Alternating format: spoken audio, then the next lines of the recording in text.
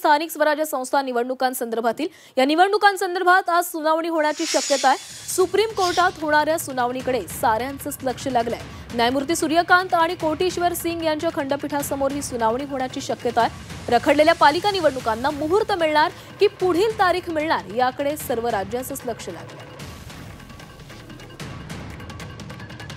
आणि या संदर्भात अधिक बोलणार आहोत। आमचे प्रतिनिधी उर्वशी खोना आपल्या सोबत आहेत। उर्वशी, गेल्या अनेक दिवसांपासून स्थानिक स्वराज्याच्या संस्थांच्या निवडणुका नेमक्या कधी होणार याची सर्वांनाच उत्सुकता लागलेली आहे आणि या संदर्भात आज सुनावणी होण्याची शक्यता आहे। काय घडू शकते सुनावणीमध्ये?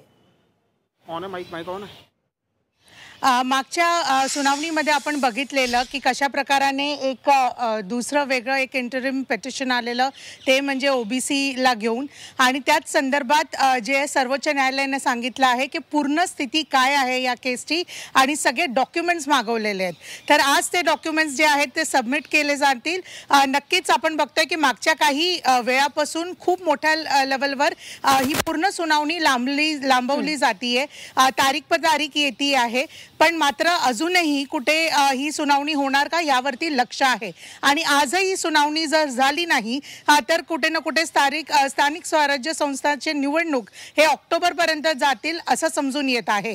आपण बघितलेलं की जेव्हा इथे एका ठिकाणी स्थानिक स्वराज्य संस्थाची निवडणुकांची सुनावणी होत होती तेव्हाच ओबीसी आरक्षणाला घेऊन पण जी सुनावणी संपून गेलेली, मात्र मागच्या सुनावणीमध्ये एक पिटिशन आलं, इंटरिम पिटिशन आलं, आणि त्यामुळे आता जे आहे कोर्टाने पूर्ण सगळे जे डॉक्युमेंट्स आहेत ते परत मागवले आहेत आणि आज परत सर्वोच्च न्यायालयामध्ये काय होतं यावरती सगळ्यांचं लक्ष आहे।